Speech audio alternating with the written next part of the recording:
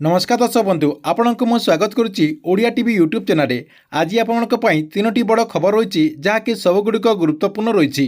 प्रथम रही आयुष्मान योजना को नहीं आयुष्मान योजना को नहीं संपूर्ण बरण रही। आयुष्मान योजन आपमि टंका पाइपर केवेठार लागू कर मैंने कार्ड पाइपर पूरा डिटेल आपको मुझे भिडियो मध्यम जनईदेवी।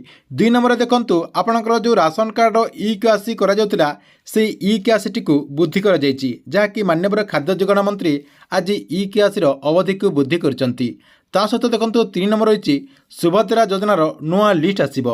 तेज सुभद्रा योजनार नुआ लिस्ट केवे आसब आपन जाकि सेटा जानीपारे जहाँकि आपको मुझे भिडियो मध्यम गोटे गोटे कर 3टा अपडेट विषय में पूरा डिटेल जनईबी। से आप भिडियोटी को शेष पर्यंत देखूँ। ता पूर्व भिडियो को गोटे लाइक कर दिंतु और जो मैंने चैनल को सब्सक्राइब करना चैनल को सब्सक्राइब कर दिंतु।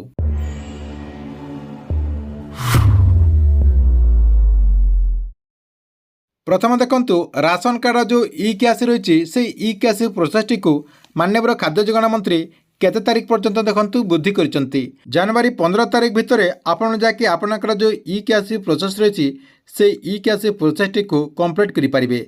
जो मैंने राज्य बाहर रोचंती ता सहित देखु जो मैंने आपनकर बयस हो जाए जदि इ क्यासी करने आपनकर जो डीलर पाखक जापारना तांकरी सुविधा करते।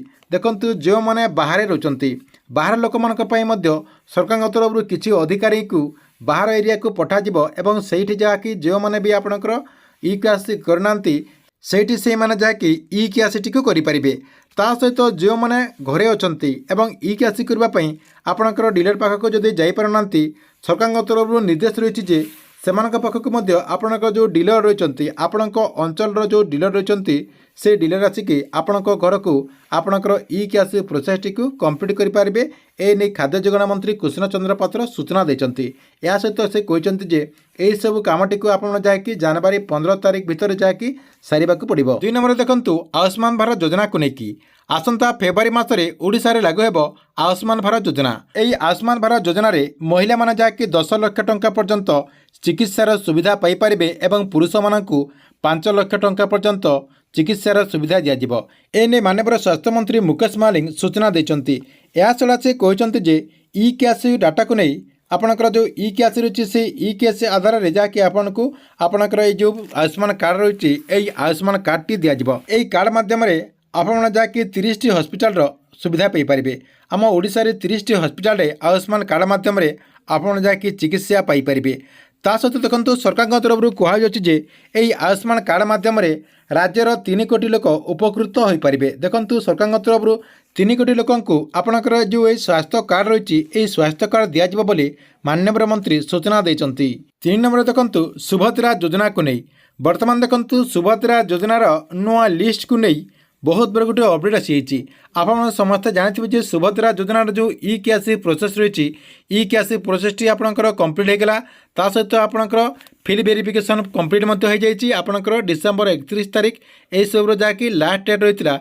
जेहेतु डिसेम्बर 31 तारीख रे यहाँ आपणकर लास्ट डेट रही जनवरी मसरे आपणकर सुभद्रा योजनार प्रथम किस्तिर चतुर्थ पर्यायर टंका आसवाक जाऊँगी जहाँकि कम दिन भितर सरकार तरफ यही लिस्ट जारी कर।